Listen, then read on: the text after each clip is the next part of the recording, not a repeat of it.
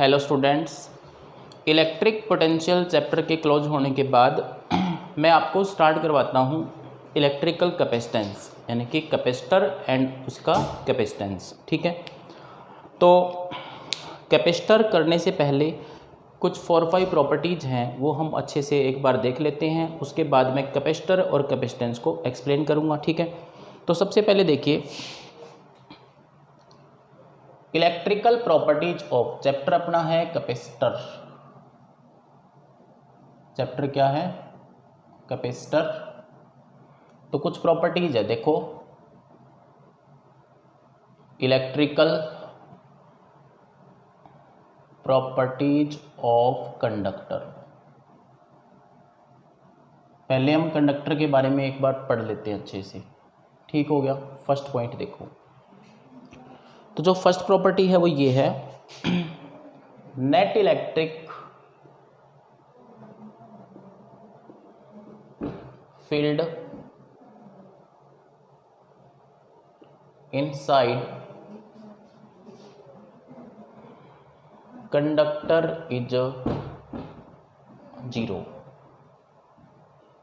मतलब कंडक्टर में जो नेट इलेक्ट्रिक फील्ड होता है दैट इज ऑलवेज 0 होता है। ठीक है, इसको मैं समझाता हूँ आपको एक बार। मैंने ये माना कि पॉजिटिव और नेगेटिव इलेक्ट्रोड्स के बीच में मैंने किसी कंडक्टर को रख लिया। ये लेट कर लो अपने, ये कोई कंडक्टर है, ठीक है ना। तो पॉजिटिव और नेगेटिव इलेक्ट्रोड क्या करेंगे? इलेक्ट्रिक फील्ड सेटअप करेंगे। उस इलेक्ट्रिक फील्ड को हम क्या बोलते हैं?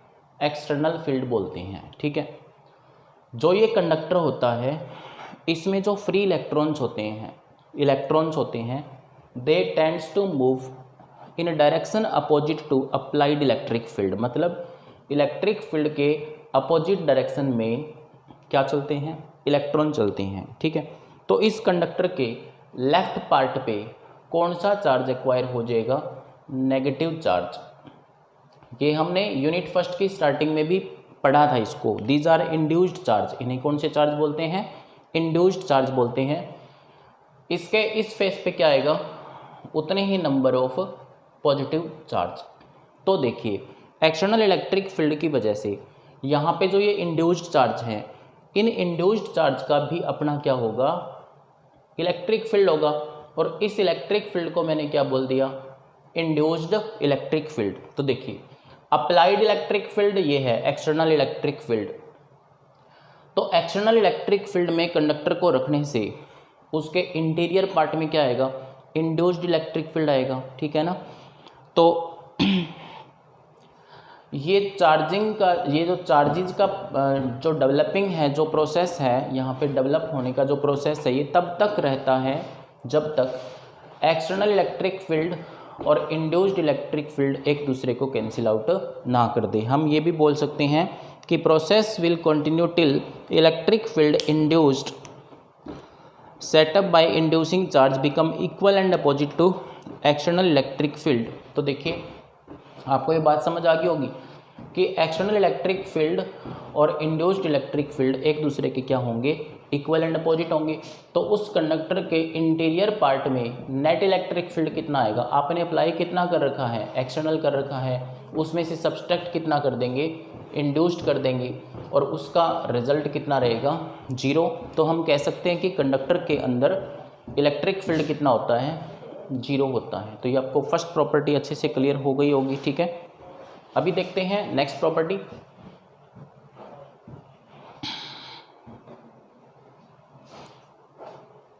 सेकेंड प्रॉपर्टी है just outside the conductor electric field is normal, perpendicular होता है। तो ये हमने पहले भी एक चैप्टर में इसको पढ़ा था, एक बार मैं फिर से रिपीट कर देता हूँ। For example this is a conductor.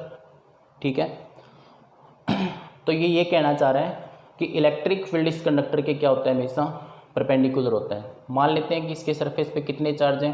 Positive charge, यानी कि पॉजिटिवली चार्ज कोई बॉडी है तो इलेक्ट्रिक फील्ड की डायरेक्शन कहाँ पे होगी? उसके सरफेस के परपेंडिकुलर होगी। अब देखिए क्वेश्चन फॉर्म में इसको कैसे पढ़ते हैं। मान लेते हैं इसको थोड़ा नेगेटिव लेके चलते हैं, उल्टा लेके चलते हैं। मान लेते हैं if there is any tangential component of this electric field भी, देखो ऐसे है, मान लेते हैं ऐसा है, सपोज करते हैं, वैसे ये पॉसिबल नहीं है, ठीक है। तो मान लिया मैंने कि इलेक्ट्रिक फील्ड का कोई कंपोनेंट ऐसे है, ठीक है। अगर कोई टेंजेंशियल कंपोनेंट होगा तो इसका मतलब उस कंडक्टर के सरफेस पे क्या होगा, मोशन ऑफ चार्ज होगा, electron will move on the surface of the conductor and उस इलेक्ट्रॉन के मोशन की वजह से वहाँ पे क्या आएगा, सरफेस करंट आएगा।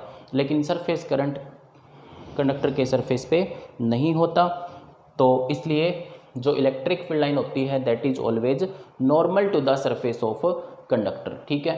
तो ये थी इसकी सेकंड प्रॉपर्टी। अभी हम बढ़ते हैं आगे, नेक्स्ट प्रॉपर्टी करते हैं, थर्ड प्रॉपर्टी, ठीक है। तो थर्ड प्रॉपर्टी देख लो। थर्ड में क्या है, net charge in the interior of conductor is zero. Net charge in the interior of conductor is zero and any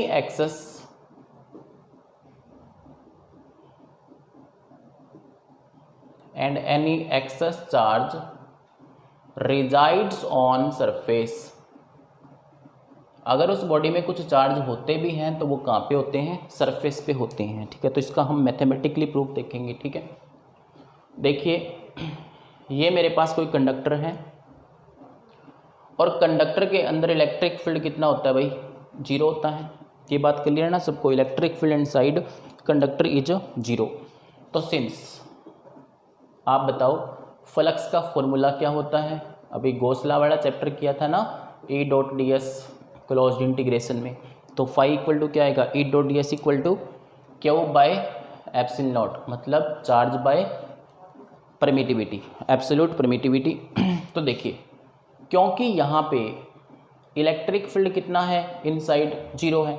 अगर इलेक्ट्रिक फील्ड जीरो हुआ तो एक तरीके से फ्लक्स क्या हुआ, जीरो, क्योंकि वो डिपेंड करती है।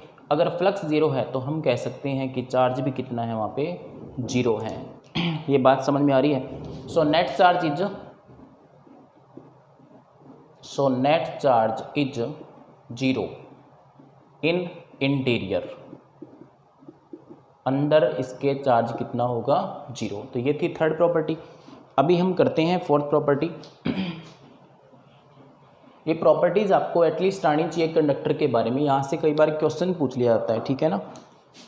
फोर्थ प्रॉपर्टी देखिए, पोटेंशियल इज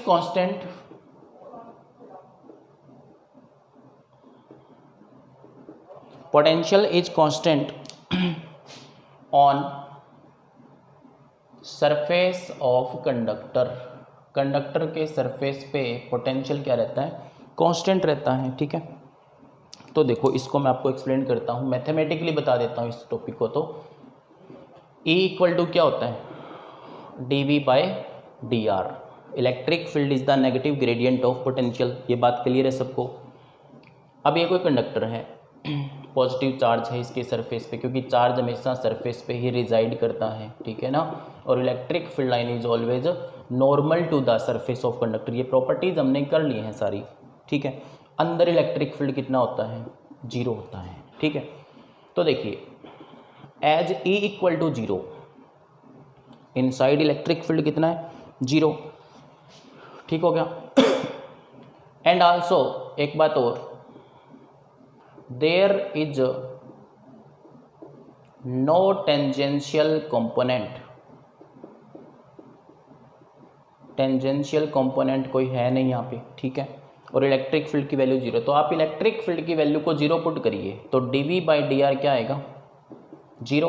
तो किसी चीज़ का डेरिवेटिव जीरो कब होता है, जो वो क्वांटिटी क्या हो, कांस्टेंट हो। तो यहाँ पे पोटेंशियल क्या हो जाएगा, कांस्टेंट। हम ये कह सकते हैं, ये प्रूफ दे सकते हैं कि पोटेंशियल जो है वो कांस्टेंट होता है through out the volume of conductor hand surface is equi potential. यहाँ का जो सरफेस होगा वो कैसा होगा, इक्वी पोटेंशियल रहेगा, ठीक है। फिफ्थ प्रॉपर्टी पढ़ लेते हैं एक बार। फिफ्थ देखिए, इलेक्ट्रिक फील्ड इज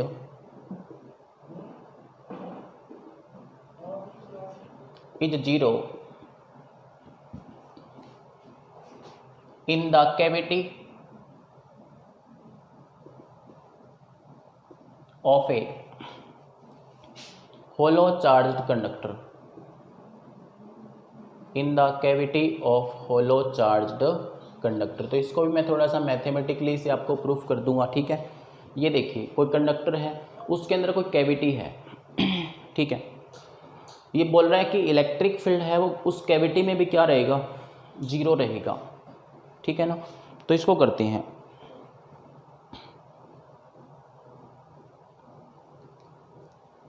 तो हमने कोई कंडक्टर लेट कर लिया जिसमें एक कैविटी है और उस कैविटी में कोई चार्ज नहीं है।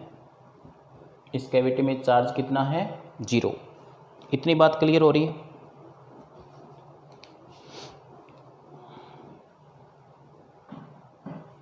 देखो इसमें क्या बताएंगे, गॉसियन सरफेस लेट कर लेंगे इसके चारों तरफ, कैविटी के चारों तरफ, ठीक है। तो imagine a Gaussian surface inside the conductor quite close to the cavity. तो इनसाइड कंडक्टर इलेक्ट्रिक फील्ड कितना होता है, जीरो। देखिए इनसाइड कंडक्टर इलेक्ट्रिक फील्ड कितना होता है, जीरो। अगर इलेक्ट्रिक फील्ड जीरो है तो फिर वही फॉर्मूला लगा दो, E dot D S equal to क्या आएगा, क्यू बाय एप्सिलॉन नॉट। तो चार्ज भी कितना हो जाएगा, जीरो होएगा। देखो इलेक्ट्रिक फील्ड जीरो है तो चार्ज भी कितना है उस कैविटी में, जीरो है। तो इसलिए हम कह सकते हैं कि electric field must be zero at every point inside the cavity. मतलब इसके कैविटी के अंदर भी इलेक्ट्रिक फील्ड क्या होगा, जीरो होगा। तो इस प्रॉपर्टी को आप पीडीएफ में से भी एक बार दोबारा से पढ़ सकते हैं, ठीक हो गया। इतना ध्यान दीजिए आप। इसके इसी प्रिंसिपल पे इलेक्ट्रोस्टैटिक शील्डिंग डिपेंड है। यहाँ से अपना इंपॉर्टेंट टॉपिक स्टार्ट हो रहा है, इलेक्ट्रोस्टैटिक शील्डिंग और इलेक्ट्रिकल कैपेसिटर। तो देखिए इलेक्ट्रोस्टैटिक शील्डिंग करवाता हूँ आपको। इलेक्ट्रोस्टैटिक शील्डिंग, देखिए शील्डिंग का मतलब होता है प्रोटेक्शन करना, ठीक है। ये ऐसा फिनोमिनन है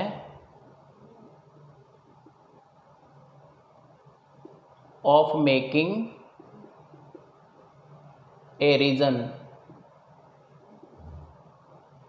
फ्री फ्रॉम इलेक्ट्रिक फील्ड।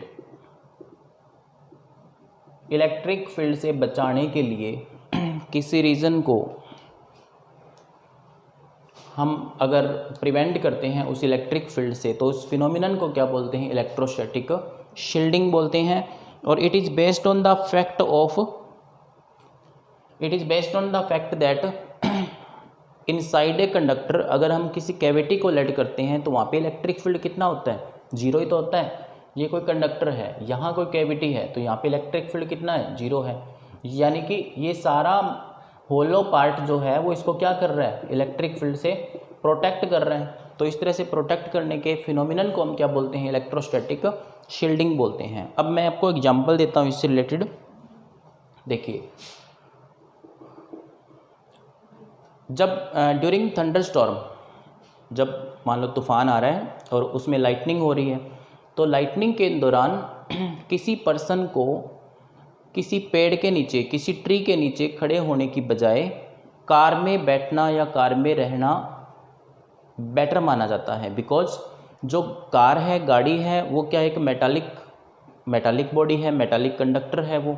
तो अगर लाइटनिंग का उस पर इफेक्ट पड़ता है, लाइटनिंग उसके ऊपर होती है, गिरती है, तो उसका सीधा कनेक्शन किससे हो जाएगा, अर्थ से हो जाएगा। ये बात समझ में आ रही है आपको। तो यानी कि जो मेटालिक उसका जो कवर है गाड़ी का, वो उससे क्या कर रहा है, इलेक्ट्रिक फील्ड से प्रोटेक्ट कर रहा है। इसलिए क्वेश्चन भी आपने ध्यान रखना है कि थंडरस्टॉर्म के दौरान, थंडरस्टॉर्म जब होता है तो उसमें जो लाइटनिंग होती है तो उसमें किसी पर्सन को एडवाइस दी जाती है या एडवाइस है उसके लिए कि वो किसी ट्री के पास खड़े होने की बजाय कहाँ पे रहना चाहिए, उसको गाड़ी में रहना चाहिए, क्योंकि गाड़ी उसको इलेक्ट्रिक फील्ड से क्या करेगी, प्रोटेक्ट करेगी। इतनी बात क्लियर होगी सभी को, ठीक है ना। अभी हम करते हैं एक सेकंड, इसका पॉइंट और है, जैसे कि जितने भी एसी है या फिर कोई फ्रिज है, कोई भी, जैसे टीवी का आपने बॉक्स देखा होगा, टीवी का, ठीक है, सेटअप बॉक्स, ये कोई भी इलेक्ट्रॉनिक इक्विपमेंट है, डिवाइस है, वो हमेशा एक किसी कवर में आती है, मेटालिक कवर बॉडी होती है उसकी, उसके अंदर उसके सारे इलेक्ट्रॉनिक्स पार्ट्स होते हैं। तो इसका मतलब क्या होता है कि वो इसलिए किया जाता है कि एक्सटर्नल इलेक्ट्रिक फील्ड की जो डिस्टर्बेंस है वो उनके ऊपर कोई इफेक्ट ना डाले और हम शील्ड कर सकें किससे, इलेक्ट्रोस्टैटिक फील्ड से, ठीक है। अभी देखिए इलेक्ट्रिकल कैपेसिटर क्या है। What is electrical capacitor?